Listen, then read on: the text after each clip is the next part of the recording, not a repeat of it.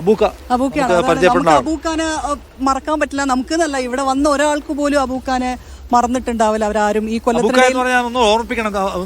ഓർമ്മിപ്പിക്കേണ്ട കാര്യമുണ്ടെന്നല്ല ഞാൻ പറയാണ്, ഇവിടെ വന്നിട്ടുള്ള ആളുകൾക്ക് മുഴുവൻ ആ സമയത്ത് ഇവിടെ ഏതൊക്കെ രക്ഷാപ്രവർത്തനത്തിൽ വന്ന ആളുകളുണ്ട്, പോലീസുണ്ട്, അല്ലെങ്കിൽ സന്നദ്ധ സംഘടനക്കാരുണ്ട്, അല്ലെങ്കിൽ ഒരുപാട് പരസ്യം മാധ്യമ പ്രവർത്തകർ പലതരം സംവിധാനങ്ങളായിട്ട് ഇവിടെ വന്നു.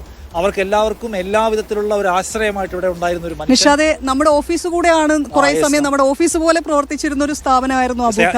അതിനെ കാണേണ്ട എങ്ങനെയാണെന്ന് ചോദിച്ചാൽ മുണ്ടക്കൈയുടെ ദുരന്തം എന്തുമാത്രം വലുതായിരുന്നു ലോകത്തെ അറിയിക്കാൻ മാധ്യമങ്ങൾ പ്രവർത്തിച്ചതിൽ അതിന്റെ ഇലക്ട്രിസിറ്റി സംവിധാനം മുഴുവൻ ഇവിടെ നിന്നാണ് എടുത്തത്. അല്ലെങ്കിൽ അതിനുള്ള സഹായങ്ങൾ എപ്പോഴും ചായ അദ്ദേഹത്തിന്റെ, ഞാനിപ്പോൾ അതിനെക്കുറിച്ച് ഒരുപാട് പറയുന്നില്ല. അബൂക്ക വീണ്ടും വരുമ്പോൾ അബൂക്ക ഒരിക്കൽ കൂടി കാണുകയാണ്.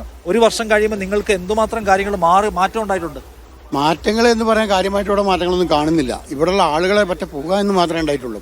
കാരണം ഒരു വർഷം ഞാനിപ്പോൾ ഇന്നലെ ഇതിൻ്റെ ചോട്ടിൽ വന്നിട്ട് ഒരുപാട് വിഷമിച്ചു പോയി. കാരണം നമ്മുടെ നാട്, നമ്മുടെ ഇവിടെ ഉണ്ടായിരുന്ന ആളുകൾ എല്ലാം ഒഴിഞ്ഞു. ഇപ്പോൾ ഒരു ശ്മശാനത്തേക്ക് നോക്കിയാൽ മതി, ഒരു മൂകത എങ്ങനെ നോക്കിയാലും ആരുമില്ല. 3 മണി കഴിഞ്ഞാൽ തീരെ ആളുകളില്ല. അത് സ്വന്തമല്ല, അവിടുന്ന് ഇങ്ങോട്ടേക്ക് വരുന്നത് നമ്മളൊക്കെ വല്ല അഭയാർത്ഥികളെ മാതിരിയാണ്. നമ്മൾ ഇങ്ങോട്ടേക്ക് പോകുമ്പോഴേക്കും പോലീസുകാർ എവിടേക്കാ പോകണത്, എന്തിനാ പോകണത് എന്ന് പറഞ്ഞ് നമ്മളെ തടുത്ത് നിർത്തുന്ന ഒരവസ്ഥ. നമ്മുടെ നാട് നമ്മുടേതല്ലാതായി മാറി, നമ്മുടെ നാട് അല്ലാതായി മാറിയിരിക്കുകയാണ്. കാരണം ഇങ്ങോട്ടേക്ക് വരുമ്പോൾ മറ്റുള്ളവരെ ആശ്രയിച്ചിട്ട് അവരെ കയ്യും കാലം പിടിച്ചിട്ട് വേണം ഇങ്ങോട്ടേക്ക് വരാൻ.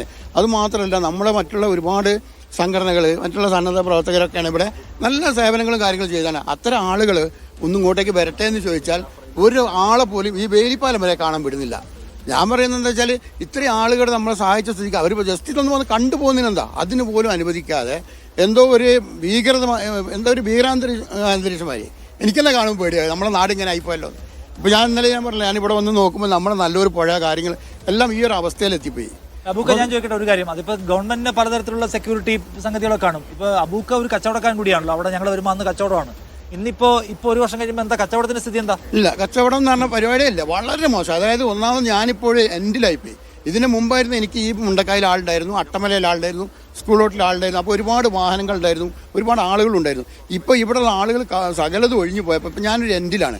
ചുരുക്കം പറഞ്ഞാൽ ടൗണിൻ്റെ അപ്പുറത്തേക്ക് ടൗൺ വരെ ഇല്ലാതായല്ലോ. നമ്മുടെ ഈ ഒരു അങ്ങാടിയിൽ കംപ്ലീറ്റ് മത്തായി സാർ ഒന്ന് ഒറ്റയടിച്ചതോട് കൂടിയിട്ട് ഇപ്പോൾ KCBക്കാർ വരെ അല്ല മീറ്റർ വരെ ഊരിപ്പോയി.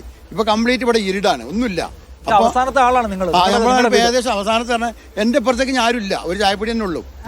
അതൊക്കെ കഴിഞ്ഞ ദിവസം നമ്മളിവിടെ ആൾക്കാരോട് സംസാരിക്കുന്നത് അവർ പറഞ്ഞത് ഇവിടെ ഒരു നേരത്തെ 2 ബാങ്ക് ഉണ്ടായിരുന്നു, ഇപ്പൊ ഒരു മെഡിക്കൽ ഷോപ്പ് ഉണ്ടായിരുന്നു, ഇപ്പൊ ഒരു പാരസെറ്റമോൾ വാങ്ങാൻ പോലും 13 കിലോമീറ്റർ അപ്പുറത്തുള്ള മേപ്പാടിക്ക് പോകണം എന്നുള്ളതാണ്. അത്രയും ബുദ്ധിമുട്ടിലാണ് ഇവിടെ. തീർച്ചയായിട്ടും ഇവിടെ പരിസരത്ത് ഇപ്പൊ അടുത്ത് നമ്മുടെ നീലിക്കാപ്പ് ഭാഗത്ത് ചെറിയ ഹെൽത്ത് സെന്റർ തുടങ്ങിയിട്ടുണ്ട് എന്ന് പറയുന്നത്. അത് ചില സമയങ്ങളിൽ ഡോക്ടർമാരുണ്ടാവും, അത് എപ്പോൾ വരുന്നു എങ്ങനെ വരുന്നുള്ളത് കൂടുതൽ അറിയാൻ കഴിയുന്നില്ല. അല്ലാതെ നമുക്ക് എന്തൊരാവശ്യം വന്നാലും നമ്മൾ മേപ്പാടിയിലേക്ക് 13 കിലോമീറ്റർ ഈ കട്ട റോഡും കാര്യങ്ങളും നമ്മൾ താണ്ടിയിട്ട് തന്നെ എത്തണം. ഈ റോഡിന്റെ അവസ്ഥയും കാര്യങ്ങളും ഇപ്പൊ നിങ്ങൾ വരുമ്പോൾ കണ്ടില്ലേ എന്താണ് അവസ്ഥ. അവർക്ക് പറയുന്ന പ്രകാരം നേരിട്ട് ദുരന്തം ബാധിക്കാത്ത ആളുകളാണ് ചുരൽമല ടൗണിന് അപ്പുറത്തുള്ള ആളുകൾ. സ്വാഭാവികമായി അവരും ഇപ്പോൾ അനുഭവിച്ചുകൊണ്ടിരിക്കുന്ന വലിയൊരു ദുരന്തമാണ്. മാത്രമേ ടൗണുള്ളൂ. തീർച്ചയായിട്ടും ആളുകളുണ്ടായാൽ മാത്രമേ ടൗണുള്ളൂ. ഇങ്ങോട്ടേക്ക് ആരെങ്കിലും വന്നാൽ അതുണ്ടാവുള്ളൂ. ഇപ്പൊ എന്നെ സംബന്ധിച്ച് കടയിലൊന്നും ഒരു പണികളില്ല, വേറെ വരുമാനമില്ല. ഇപ്പോൾ സർക്കാർ 300 രൂപ വെച്ച് കൊടുക്കാമെന്ന് പറഞ്ഞു.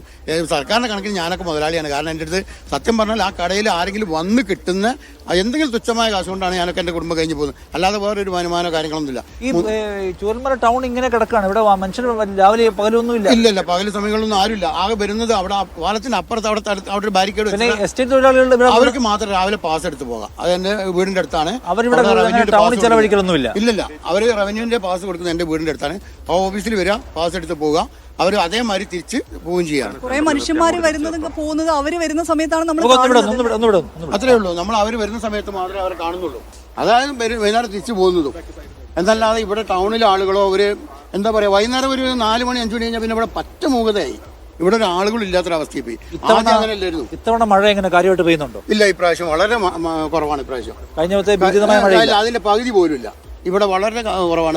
ഭയങ്കരമായിട്ട് വെള്ളം രോഗിച്ചതിന്റെ വീഡിയോ അത് പിന്നെ പറഞ്ഞെന്താ വെച്ചാൽ ഇവിടെ സ്വാഭാവികമായിട്ട് നിങ്ങൾ നോക്കിയാൽ അറിയാം, ഈ പുഴ പൊതിയിട്ടായിരുന്നു ആദ്യം. ഈ പുഴ ഒരു 10-40 അടി ഇപ്പോൾ അങ്ങോട്ടേക്ക് നോക്കിയാൽ കാണാം, അത് സ്കൂൾ ഗ്രൗണ്ടിന്റെ ഏറ്റവും ടോപ്പിലുള്ള മണ്ണാണ്. അതിനെക്കാട്ടി താന്നിട്ടായിരുന്നു പുഴ ഉണ്ടായിരുന്നത്. ഇപ്പോൾ അതിനെക്കാട്ടി പൊന്തിയിട്ടാണ് മണ്ണ് വന്ന് അടഞ്ഞതുകൊണ്ട് വെള്ളം വന്നത്. അല്ലാതെ അന്ന് നല്ല മഴ പെയ്തപ്പോൾ അങ്ങനെ വെള്ളം കയറിയതാണ്. കാരണം അന്ന് ഇത്ര പോലും താത്തിയിട്ടില്ലായിരുന്നു. അതിന് ശേഷമാണ് വീണ്ടും പേര് താത്തിയത്. ഇനിയും എടുക്കേണ്ടതല്ലേ, എടുക്കാനുള്ള ടെൻഡറൊക്കെ പാസ്സായതല്ലേ? അതെ, അവരെ എടുക്കുന്നുണ്ടെന്നാ പറയണത്. പണികൾ വളരെ സ്ലോവിൽ നടന്നുകൊണ്ടിരിക്കുന്നുണ്ട്. എന്താ നമ്മൾ പറയാ, പണിന്റെ കാര്യം 1 വർഷമായിട്ടും ഇതുവരെ ഒന്നും എവിടെ എത്തിയിട്ടില്ല. ഇനി പാലം വരും എന്ന് പറഞ്ഞിട്ട് നമ്മൾ പ്രതീക്ഷിക്കുന്നത്.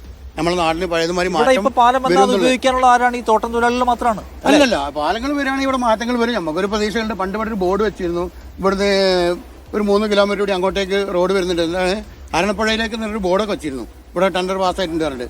അട്ടമലയിൽ കുറച്ച് പേര് താമസിക്കുന്നില്ല, ഇല്ല ഇപ്പൊ താമസിക്കുന്നില്ല, ഇപ്പൊ അടുത്ത് ഉന്നതികളിലൊക്കെ ആളുകൾ. ഇല്ല പാടികളിൽ ഇപ്പോൾ പിന്നെ ഒരു 3-4 കുടുംബം മാത്രം ആദിവാസികൾ താമസിക്കുന്നുണ്ട്.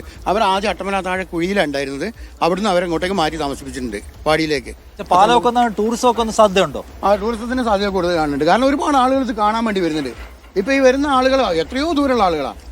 ആളുകളൊന്നും ഇവിടെ വന്നിട്ട് ഇത് കാണാൻ പറ്റാതെ തിരിച്ചു പോകുന്ന ചില ആളുകൾ നമ്മളെ പല ചാനലിലും കണ്ടുള്ള പരിചയം കൊണ്ട് അവിടെ ഇറങ്ങി നമ്മളോട് വരെ സംസാരിച്ചിട്ട് പറയും, ഇക്ക എന്തെങ്കിലും ചെയ്തോ അങ്ങോട്ട് കടത്തി വിടാൻ പറ്റുമെന്ന്.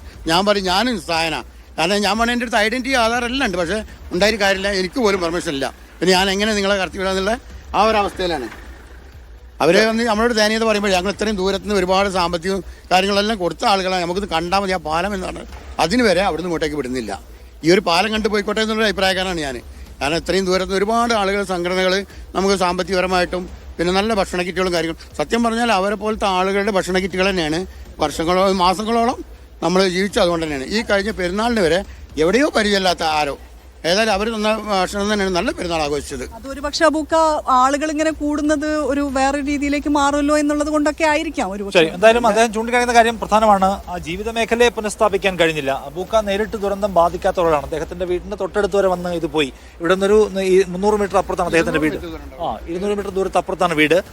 പക്ഷെ അദ്ദേഹം പറയുന്നത് അദ്ദേഹത്തിന്റെ ഒരു കച്ചവട സ്ഥാപനമാണ്. ആ കച്ചവട സ്ഥാപനം നിലനിൽക്കണമെങ്കിൽ ആളുകൾ ഉണ്ടാവുക, ടൗൺ ഉണ്ടാവുക എന്ന് പ്രധാനമാണ്. ആ ടൗൺ ഇല്ലാതായി, അതിന്റെ പുനഃസ്ഥാപന സാധ്യതയും ഇല്ലാതായി. ആളുകൾ അങ്ങോട്ടേക്ക് വരേണ്ട ആവശ്യമില്ല, കാരണം ഇത് നോ ഗോ സോൺ